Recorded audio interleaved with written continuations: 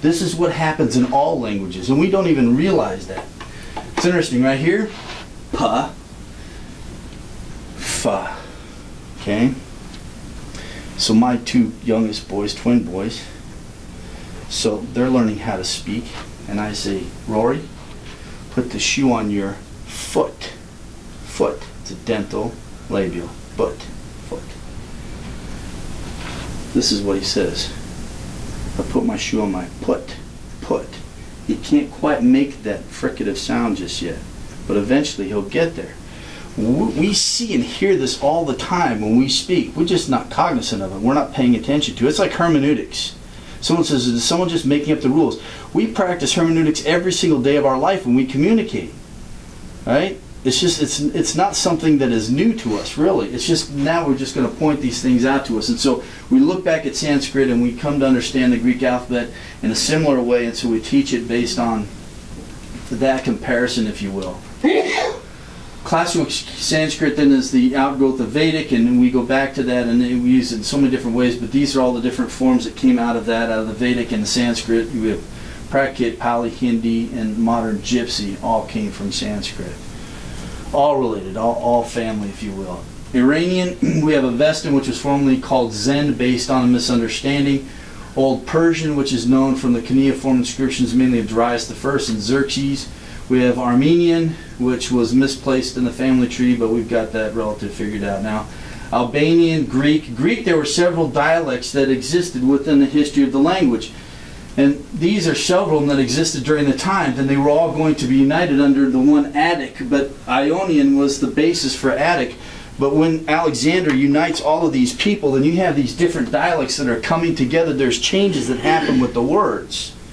When we know those changes that happen, it helps us to better understand the language, and it makes it a lot easier for us to learn, but it also helps us to understand more better how the language works and functions. Then we have italic. Side note, yeah. I'm a musician, and all of those are modes in music. They're scales and modes. Yeah, the Dorian, the Aeolian, those are musical. So even the music has developed from this specific as the language, and there are different fields of scales and modes. That's one thing about music, it developed with strong influence from both Italian, Latin, and Germanic. And that last list that you had, the Aeolian, right there, the Dorians, the Aeolians, Ionians. Ionian is the basic major scale. See, I know you're a linguist now. You've just entered the realm now. Then we have the Italic, and this is Latin was the primary dialect of this group. Also includes Italian, French, Spanish, Portuguese. It was frustrating to me because I was taking Spanish in high school, and my dad, because his major was comparative linguistics and he studied all these different languages, he never studied Spanish, and yet I'm taking Spanish. He could sit there and explain it to me without ever taking it. That really stinks to be your son, but anyway. Romanian. Then we have the Celtic. This is my family line right here, the Old Gaelish. Caesar's time Welsh, Cornish, Breton, Manx, Irish, and Scotch Gaelic. I still have ancestors that speak Scotch Gaelic. All my ancestors came from Scotland into Canada and down. But this is my heritage. So we all part of this family line, if you will. Germanic. Out of this branch, English is the most widely distributed dialect. We have Dutch, German, which is from the ancient sister dialect Gothic. Scandinavian, Danish, Icelandic, Norwegian, Swedish. It's amazing when you start picking up languages because you'll start noticing the connections. When I studied Russian overseas, having taken Greek, Russian was so much easier. The interesting thing is that for us in English, we have the set order that you have to use, subject, verb, object. Now you can add to that, but it stays that, right? I mean, you can't vary that at all. The great thing about Greek is that you can place your subject, object, wherever you want in a sentence because of the endings that you can attach to the forms. And so they can move words around for the sake of emphasis. Russian was the same way. So here I have this sort of linear Western mindset. Now I have to think with this European mindset. I have to think with like the Grecian mindset. I have to start thinking now, where do I want to place my emphasis, because I have to put those words first, and I have to put the right case ending so everyone knows its place in in relationship to everything else that goes on. But this is essentially how it is. And so we can have times we look at the New Testament, emphatic points made by the arrangement of the words that are there.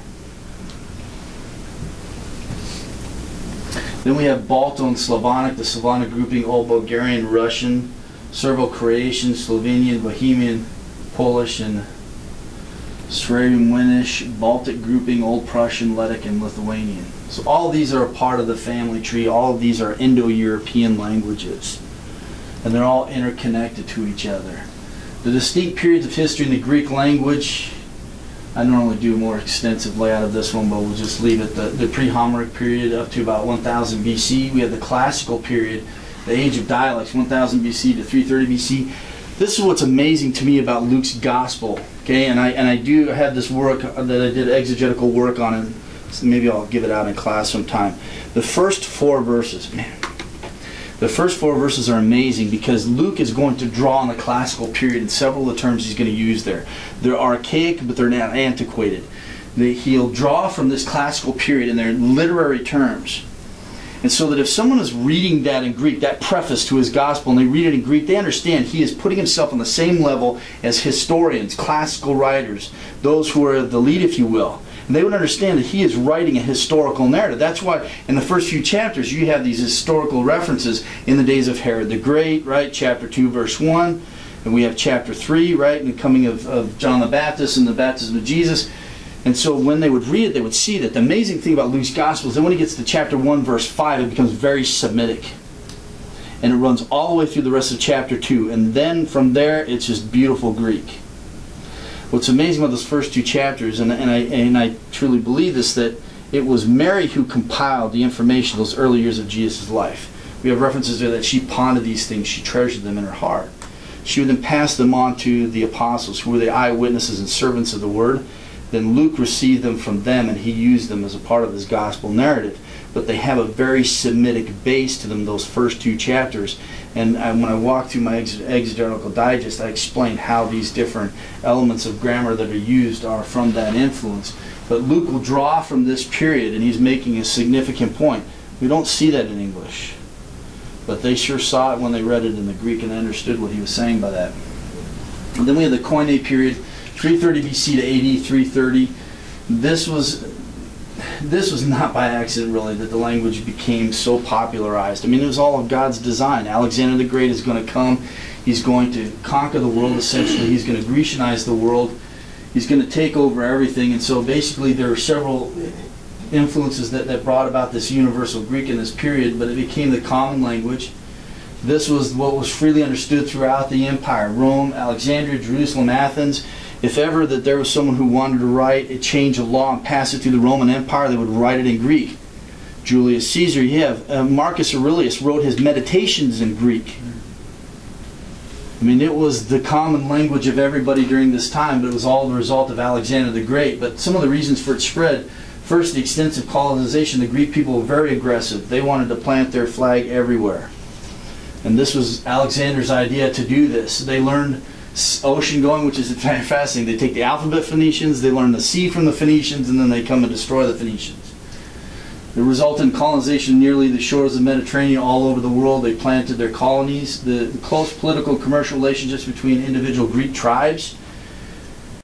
Other times in the history of the language when they tried to bind themselves together when they were facing their enemies, the Persians mostly.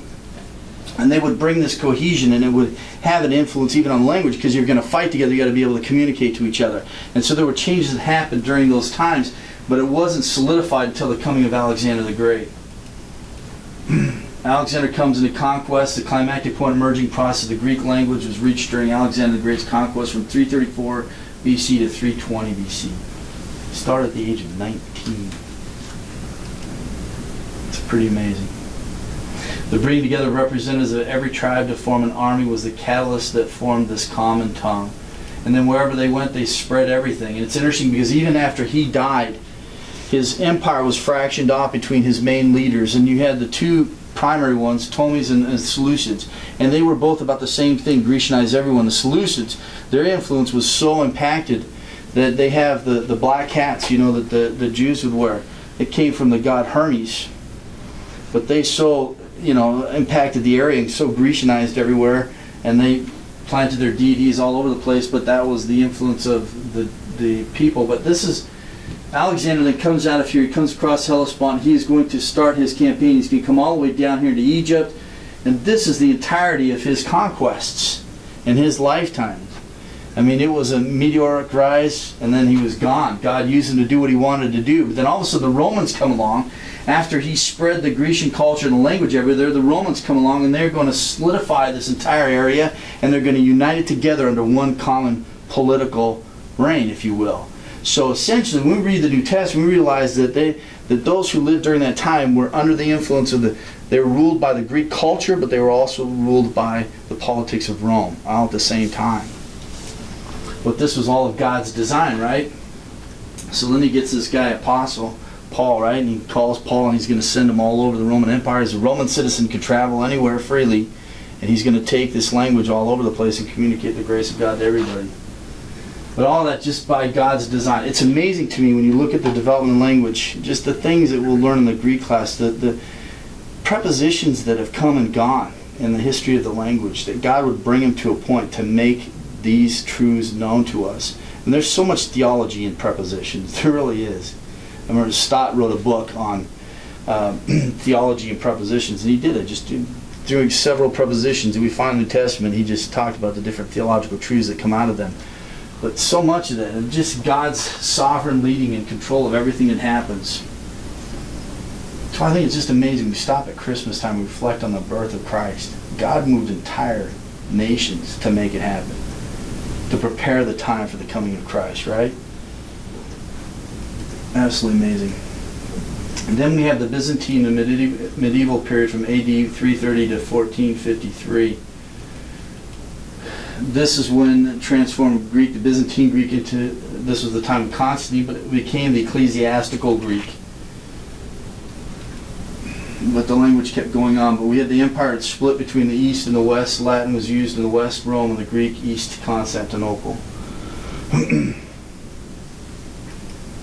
we find influences on this, yeah. In the modern period, 1453 to the present. So we can trace the Greek language from here to here, and we can see all of the different developments that have happened throughout the progress of the history of this language. We can learn from that. But it helps us to better understand it so that we can properly interpret the scriptures written in this time period. But I go back to the understanding that we need to understand that it's a part of a unity. There's an overall whole, and there's a reason why we teach and learn Greek the way that we do. And it benefits us greatly to do this. And the diverse historical witnesses to Koine Greek, I mean, God has given us so much. We have the biblical text. We have literary Koine from Plutarch, Polybius, Josephus, Strabo, Philo. We have the papyri. We have consisting of private letters, contracts, wills, court records, government documents. We have inscriptions that are all over the place that are found. We have ostraca, which are fragments of jars, jugs, and earthenware that are used by the poor classes for communication, personal, civil receipts. I mean, we have all of these things that God has preserved, that archaeologists find that help us to understand the languages. It's amazing that God keeps providing these things for us in the pursuit of this. And this is, if you will, the history of the language. And this is the perspective that we take when we study and teach Greek, is from this historical perspective. One, that we can learn it in an easier way and to simplify it, but also to maintain the integrity of it. Any questions?